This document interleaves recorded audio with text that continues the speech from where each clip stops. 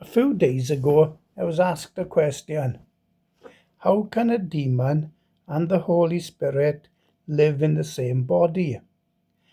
Another version of that question is, how can a demon and the Holy Spirit live in the same space? Well, it is an important question, let's be honest. And it's okay if it comes from a new believer or somebody that wants to know about spiritual warfare. But when it comes to a pastor asking that, or a leader in a church, well, I think that's shocking because they should know these things anyway. If not, they're letting their members down badly. Anyway, when God made us, He based us on the Trinity: Father, Son, Spirit.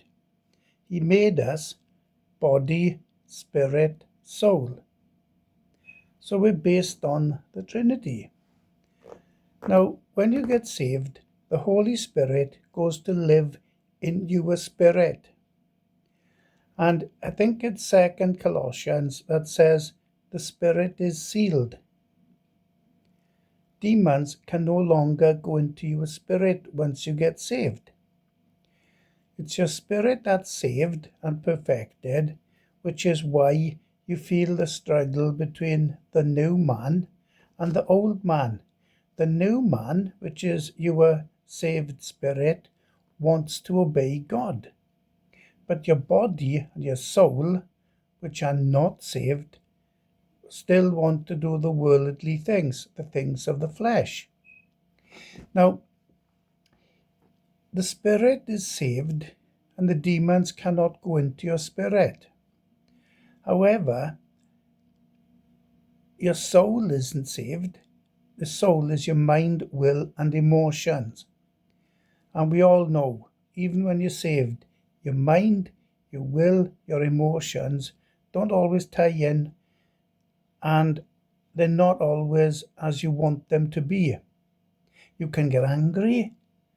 You can feel a lot like doing a lot of things. Whether you do them or not is another thing, but you can feel that way.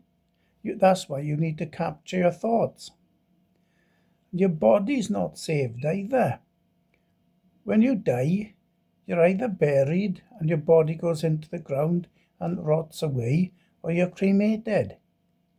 Either way, your body goes, but your spirit goes to heaven. Now, when a demon goes into you, it goes into your body. Because if you have mental health issues, for argument's sake, and it's a demon of, I don't know, any mental health issue, then it lives in your brain, because that's where it can afflict it, can cause the issue more successfully.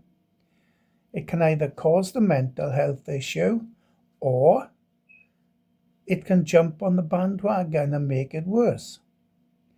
Or if you have breathing difficulties, they live in your lungs. They cause the breathing difficulties.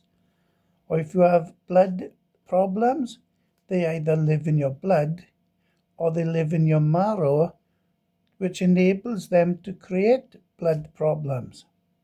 Or if you have skin problems, they live in your skin. So the demons actually live in your body, and the Holy Spirit lives in your spirit.